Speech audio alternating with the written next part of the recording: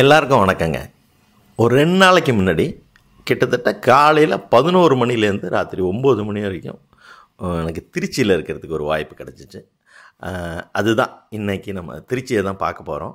அதில் 2 ஹோட்டல், ஒரு 2 சினிமா, ரெண்டையும் மிக்ஸ் பண்ணி தான் நம்ம போவோம். அதுதான் நம்ம ஸ்டைலு.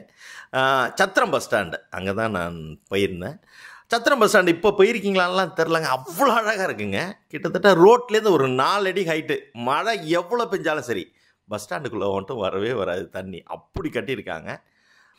அப்படி வந்தீங்கன்னா தெப்பக்குளம் பஸ் ஸ்டாப்பில் இறங்கி அப்படி நடந்தீங்கன்னா அந்த என்எஸ்பி ரோடு இருக்குல்ல, அதில் ராத்திரி ஒரு 7 மணி அப்படியே கச்ச கச்ச கச்ச கச்ச கச்ச கச்சன்னு அந்த ரஷ்ஷில் நமக்கு ஒன்றுமே தேவையில்லைனாலும் அந்த கூட்டத்தில் போகிறது, அந்த சென்னையில் அந்த ரங்கநாதன் தெருன்னு சொல்லுவாங்கள்ல, அந்த மாதிரி அது ஒரு அழகாக இருக்கும். அதுக்குள்ளே அப்படி போனீங்கன்னா லெஃப்டில் சாரதாஸ், ரைட்டில் மங்கள்லாம் இருக்கும்.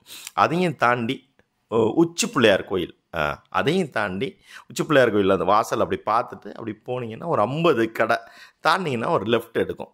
அதில் ஒரு 5-6 கடை தாண்டி ஒரு ஹோட்டல். ஒரு நைட்டு ஒரு 7:45 ஆயிடுச்சு நான் அந்த இடத்துக்கு போகிறப்ப. மொத்தம் 3 கடைகள் இருக்கும். 2 கடையில் ஒருத்தர் பரோட்டா போட்டுக்கிட்டே இருப்பார், இன்னொருத்தர் சிக்கனை பிச்சு போட்டுக்கிட்டே இருப்பார். அப்படியே தோசைகள் நிறையா இருக்கும்.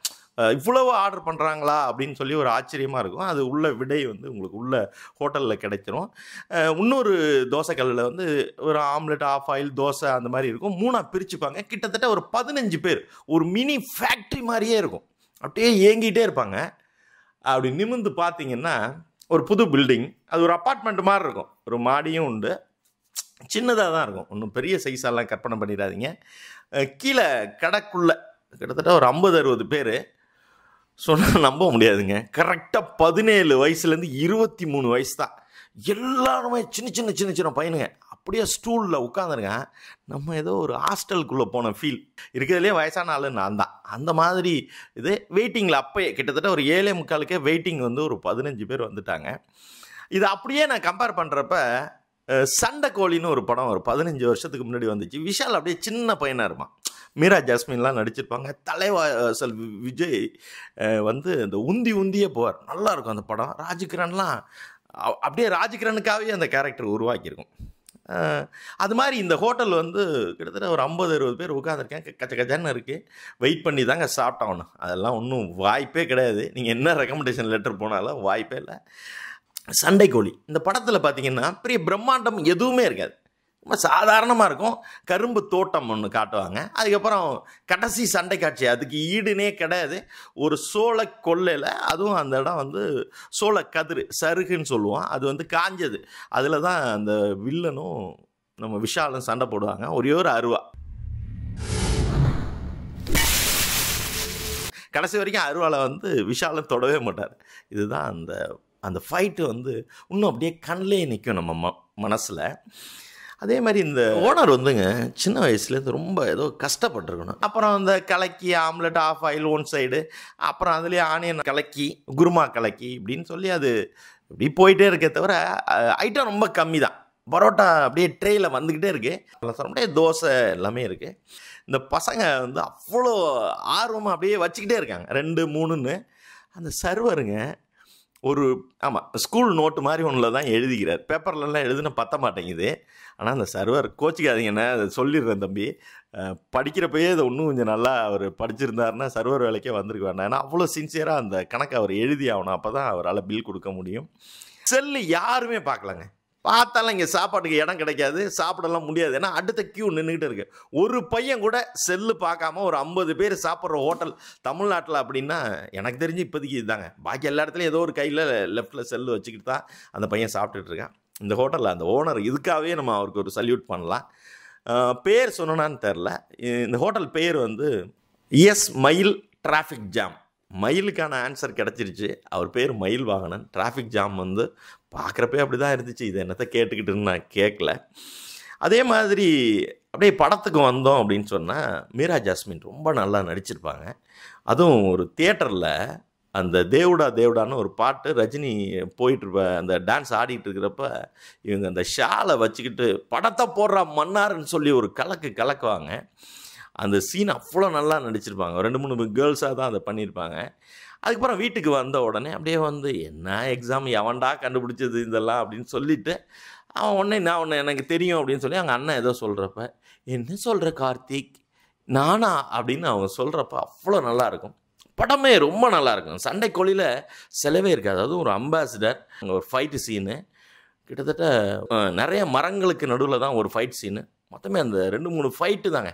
படத்தோட ஹீரோ கண்ணன் தான் என்னை பொறுத்த வரைக்கும் நல்லாயிருக்கும். அந்த படம் இன்னும் ஒரு சின்ன பட்ஜெட்டில் தாங்க எடுத்திருப்பார். லிங்குசாமி பெரிய ஆளுங்க. ஒரே ரன் படத்தில் ஒரு ஷட்டரை இறக்கி விட்டு காட்டின மனிதர் தான் அது. எங்கேயோ ஒரு இடத்துல கொஞ்சம் பெருசாக போயிட்டார் போல இருக்குது, அவ்வளோதான். ஆனால் இந்த படத்தை என்னால் ஒரு சீன் கூட என்னால் மறக்க முடியாது. அதுவும் ஒரு சீனில் வந்து அந்த வில்லன் வந்து விஷால் ஒரு 2 வீலரில் போயிட்டே இருப்பார், துரத்திக்கிட்டே வருவாங்க. திடீர்னு ஒரு ட்ரெயின் போகும், நல்லாயிருக்கும். அதுக்கப்புறம் இவர் அருவாளை விசிறுவார், அது அப்படியே சுற்றிக்கிட்டே போய் ஒரு வாழை மரத்தை வெட்டும். அந்த சீன்லாம் அவ்வளோ நல்லா எடுத்திருப்பாங்க. அதுமாதிரி கடைசி சண்டையில் யுவன் சங்கர் ராஜா அப்படி ஒரு மியூசிக்கை அந்த பண்ணியிருப்பார். அதனால் இல்லை, நம்மளால் சண்டை கோழி மறக்கவே முடியாது. அதனால தான் அவங்க சண்டை கோழி 2 கூட எடுத்தாங்க. அது மாதிரி இந்த ஹோட்டல் வந்து ஒரு நல்ல ரஷ் இருக்குங்க. இந்த ரஷ்ஷை என்ஜாய் பண்ணணும், பட்ஜெட்டுக்குள்ளே சாப்பிட்ணும், ஒரு ஃப்ரெண்ட்ஸோடு சேர்ந்து ஒரு ஹாஸ்டல் போன ஃபீல் கிடைக்கணும் அப்படின்னு சொன்னால் நீங்கள் எப்போயாவது திருச்சி போனீங்கன்னா நீங்கள் மயில் டிராஃபிக் ஜாம் ட்ரை பண்ணி பாருங்கள். அப்படியே மத்தியானம் வந்து ஒரு சாப்பிட்றதுக்கு ஒரு வாய்ப்பு. அது வந்து பஸ் ஸ்டாண்ட்லேருந்து ரொம்ப பக்கத்தில் ரம்யாஸ் ஹோட்டல். அது எல்லாருக்குமே தெரியும், அது பஸ் ஸ்டாண்டு மாதிரி தான். அது எல்லாருக்கும் தெரிஞ்ச ஒரு ஹோட்டல் தான். ரொம்ப நாளாக இருக்குது, ரொம்ப டிசிப்ளினாக இருக்கும். கீழே ஒரு ஹோட்டல், மேலே ஒரு வெஜிடேரியன் ஹோட்டல்னு நினைக்கிறேன், கீழே இருக்குது. இந்த ஹோட்டல் பேர் வந்து மெரிடியன்னு பேர். அப்படியே பஸ் ஸ்டாண்ட்லேருந்து கத்தினாலே இந்த ஹோட்டல் கேட்கும், அவ்வளோ பக்கத்தில் தான் இருக்குது. ஆனால் இது ஒரு முடஞ்சலாக இருக்க மாதிரி இருக்குது எனக்கு. இன்னும் கொஞ்சம் ஓப்பனாக அந்த ஹோட்டல் தெரியல அப்படின்னு சொல்கிறது தான். பட் போர்டை பார்த்துட்டு உள்ளே போனீங்கன்னு வச்சுங்களேன், கதவை திறந்துட்டு அப்படியே அவ்வளோ நல்லா இருக்குங்க. அந்த லைட்டிங் இருக்குல்ல, உண்மையிலேயே அந்த இன்ஜினியர் அவ்வளோ நல்லா டிசைன் பண்ணியிருப்பார். நான் காலையில் ஒரு 12:30 மணிக்கு போனேன், அப்பையும் ராத்திரி 7 மணி இருக்கிற அதே ஃபீல் இருந்துச்சு. அந்த லைட்டிங் வந்து நீங்கள் எத்தனை மணிக்கு சாப்பிட்டாலும் அந்த டைம் வந்து நீங்கள் கடிகாரத்தை பார்த்தா மட்டும்தான் புரியும். உள்ளே போய் நீங்கள் வந்து வாஷ் பேஷனாக இருக்கட்டும், ரெஸ்ட் ரூமாக இருக்கட்டும், அவ்வளோ நல்லா சின்ன சைஸ் தான். ஆனால் அவர் நல்லா மெயின்டைன் பண்ணார். இந்த ஓனர் வந்து இல்லை நான் ரொம்ப பிடிவாதக்காரன், நான் எல்லாத்தையும் பார்த்து தான் செய்வேன் அப்படின்னு சொல்லி செஞ்சுருப்பார். அதுக்கு ஒரே ஒரு உதாரணம் என்னென்னா, ரெஸ்ட் ரூம் கதவு ஆமாம் உள்ளேருந்து திறக்கிறப்ப நீங்கள் 2 வாட்டி எடுக்கணும் அப்படின்னு சொல்லி அதில் எழுதி ஒட்டியிருப்பாருங்க. அதுக்கப்புறம் டேபிள்லாம் பார்த்தீங்கன்னா அவ்வளோ நல்லாயிருக்கும். அது டேபிள் மேலே கிளாஸ் தான் போட்டிருக்கும். அதுக்கப்புறம் ஒரு சைடில் சைடில் ஒரு கார்டன் மாதிரி ஒரு 2-3 சீட்டுக்கு மட்டும் அது கிடைக்குங்க. என்னைக்காவது அப்போ தான் கல்யாணம் ஆகிருக்கு, உங்களால் ஒரு ஊட்டி கொடைக்கானல்லாம் அழைச்சிட்டு போக முடியல, ஏதோ ஒரு சூழ்நிலை அப்படின்னா நீங்கள் உங்கள் வீட்டில் அங்கே அழைச்சிட்டு போங்க. இல்லை ஒரு ஃபேமிலியாகவே நீங்கள் அங்கே போய் உட்காந்திங்கன்னா ஒரு ஊட்டியில் சாப்பிட்ற ஒரு ஃபீல் இருக்கும். 2-3 நீங்கள் செல்ஃபி வேணால் எடுத்து பாருங்களேன், அவ்வளோ எல்லாருமே நம்புவாங்க. அந்த மாதிரி இருக்கும். ஆர்டர் பண்ணிங்கன்னா ஃபுட் அது ஒரு மல்டி குஷன் ரெஸ்டாரண்ட்டு தான். அது நார்த் இந்தியனாக இருக்கட்டும், சவுத் இந்தியனாக இருக்கட்டும், எல்லாம் இருக்கும். வெஜிடேரியன் மீல்ஸ் எல்லாமே இருக்குது. அது மாதிரி அது சிக்கன் டிக்காவாக இருக்கலாம், அந்த ஃபிஷ் டிக்காவாக இருக்கட்டும், நிறைய சூப்பெல்லாம் ரொம்ப நல்லா இருந்துச்சு. அந்த எப்படி சொல்கிறது, அந்த ஜூஸ் இருக்குல்ல, அது என்னமோ சொல்கிறாங்க, அதெல்லாம் நமக்கு தெரில, கலராக வந்துச்சு. அதையும் அங்கேயே ப்ரிப்பேர் பண்ணுறாங்க. ஃபுட்டு அந்த ஃபுல்காலாம் அவ்வளோ சாஃப்டாக நல்லா இருந்துச்சு. எனக்கு இதை ஒன்றே ஒன்று தான், ஏன்னா நம்ம ஒன்று ஃபுட்டை சாப்பிட்டு பார்த்து உங்கள்கிட்ட காட்டுறதெல்லாம் அதெல்லாம் நமக்கு இருப்பான் மாதிரிலாம் நமக்கு வராது. எனக்கு ஃப்ரைட் ரைஸ் ஆர்டர் பண்ணியிருந்தேன்.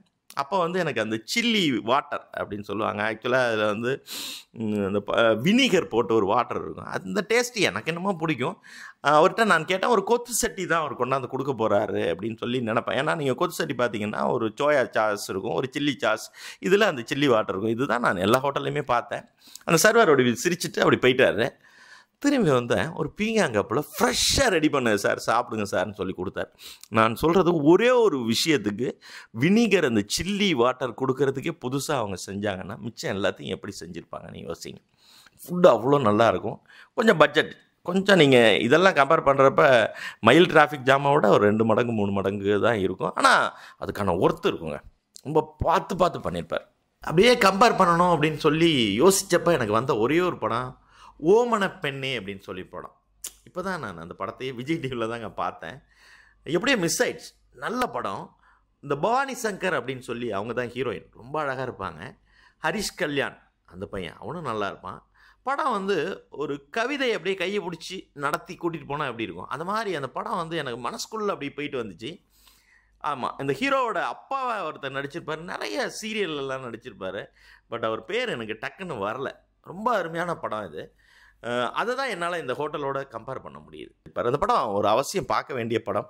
அந்த மாதிரி என்னைக்காவது திருச்சி போனீங்கன்னா மேரேஜ் 70mm தான் எனக்கு வருது. அது இப்போ எல்ஏ சினிமாஸ் அந்த 70mmல போய் ஒரு சினிமாவை பார்த்துட்டு அப்படியே மெரிடியனில் மத்தியானம் அங்கே சாப்பிட்டுட்டு நைட்டு அதெல்லாம் சரியாக வராது, எனக்கு தர லோக்கலாக இறங்கணும் அப்படின்னு சொல்லி அப்படியே மயில் டிராஃபிக் ஜாமில் சாப்பிட்டு வந்தீங்கன்னு வச்சிங்களேன், அப்படியே திருச்சி நம்ம மனசுக்குள்ளேயே கிட்டத்தட்ட ஒரு 6 மாதத்துக்கு இருக்குங்க.